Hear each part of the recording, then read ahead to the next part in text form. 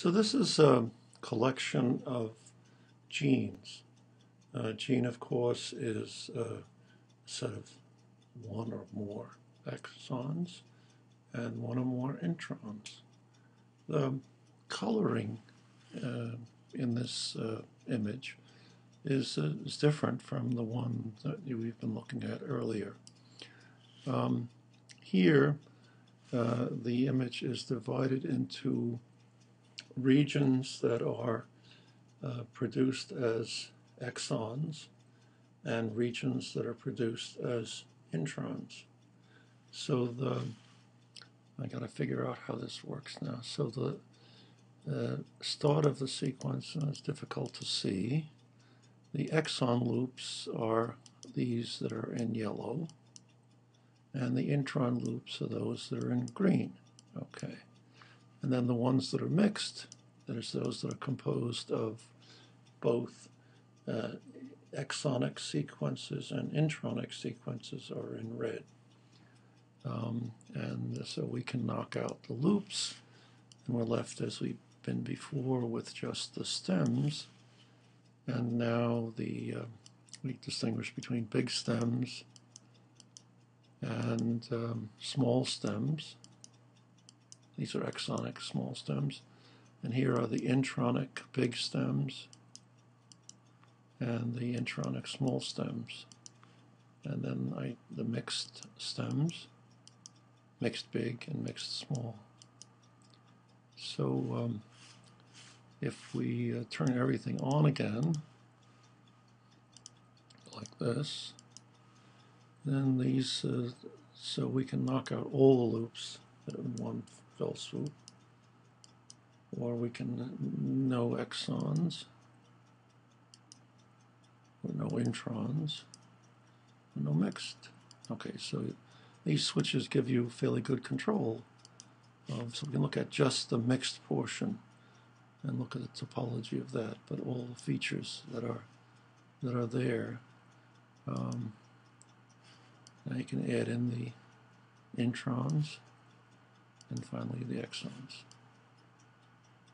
And as before in the earlier examples, we can have stem length, loop size, stem labels, which is a more technical thing, and then the stem level.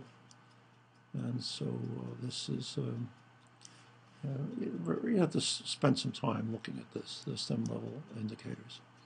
You turn on all the labels, it produces a bunch of nonsense. Turn off all the labels. So this way of looking at RNA is, again, rather new and rather interesting, because the algorithm, the folding algorithm, doesn't care whether it's an exon or an intron,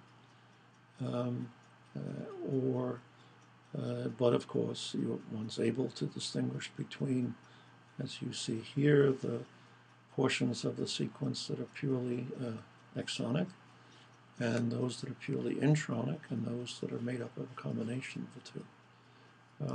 So this is a rather more difficult graphic to understand, but potentially very powerful.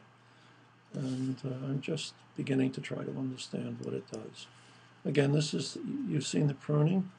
Here's the prune structure of this thing here. So you see that the mixing actually covers quite a big portion of the structure, which it wasn't quite obvious that that was the case in the full structure. So again, as we saw earlier in the small and big intron cases, the pruning actually does produce a simplification that enables you to understand more about the structure of in this case, a gene. Here's another one, much larger green area. So now if we turn off the mixed, you see, and no exons, now you see how much the intron dominates this structure. Turn on the exons, and then finally turn on the mixed, and you see the mix is sort of tack together the various portions of the exonic and intronic structure. So, and again, if we go to the prune, you see that the prune is interesting. That is, this whole portion here is all, well, except for this region here, is all intronic.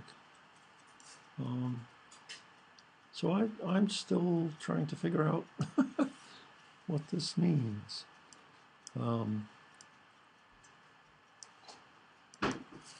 Here. So looking at, looking at the structure of genes will prove to be, I think, very important, as it will tell something about, for example, how introns are excised, and something about, well, you'll see later with the mRNAs, how the mRNAs look. So this is the complete structure, and here's its prune, which is very simple, you see. But of course the mixture of the yellow, which are the exons, and the greens, which are the introns, and then the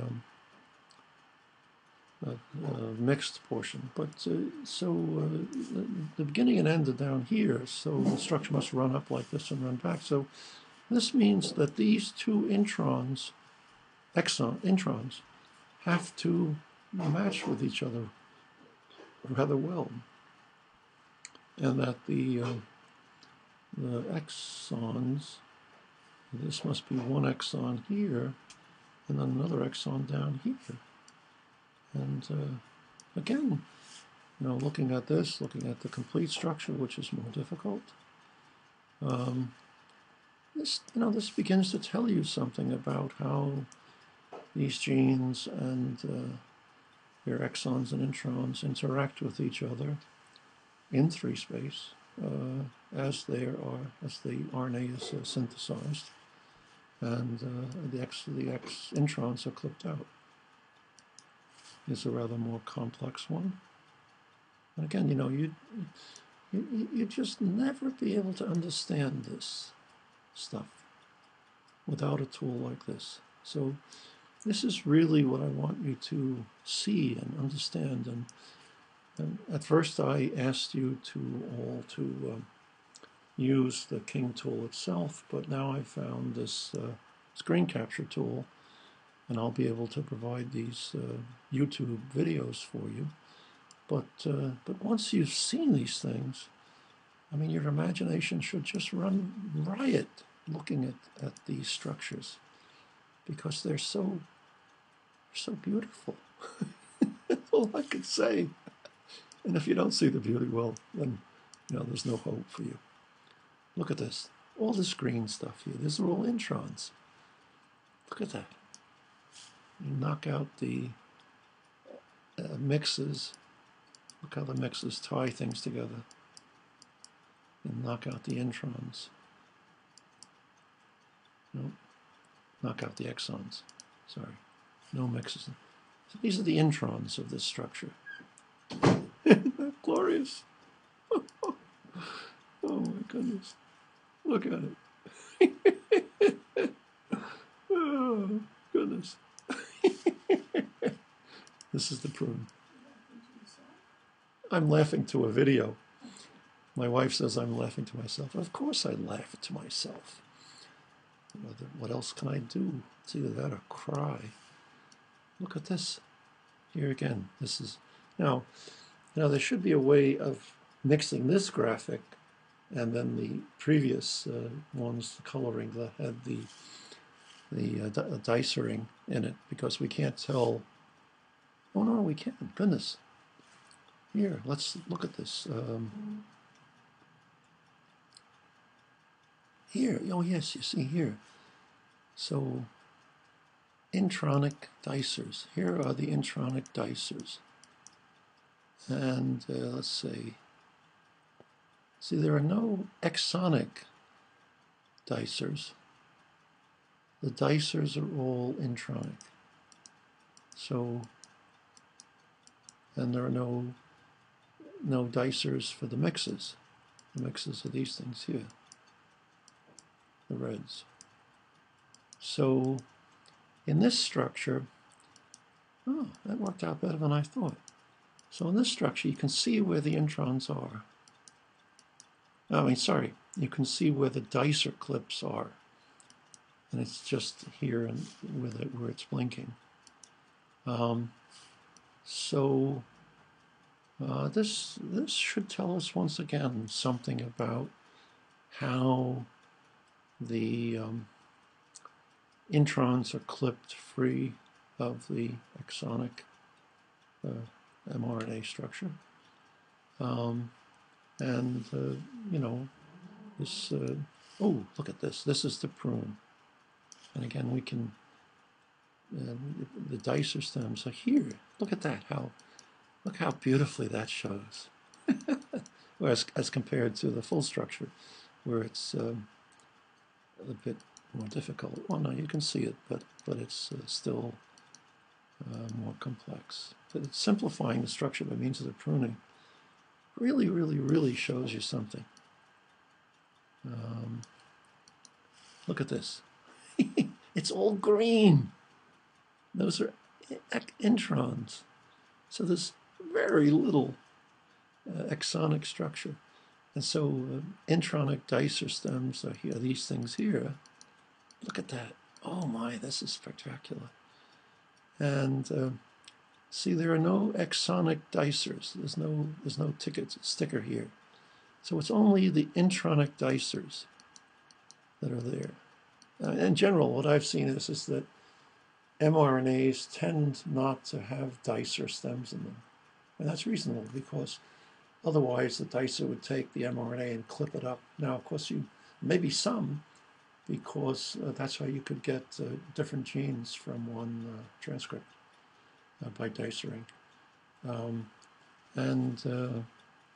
But here you see this structure is all green in effect. And then, of course, if we look at its prune, oh my goodness. Oh, gee. Oh, beautiful. Look at this, another one like that. We look at where the intronic dicer stems are. Look at them, there they are. Oh, goodness. And see, there are no mixed dicers, and there are no mixed exon dicers. And there are no exonic dicers, only intronic dicers. And again, most of the structure, well, a large portion of the structure is the mixed. These are the exons. Just beautiful. And here's the prune of the structure.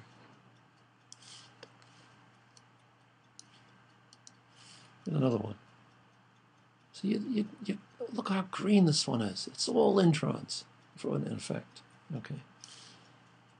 And here's the prune of this one. I mean, this tool has got to be important. I mean, it has to be.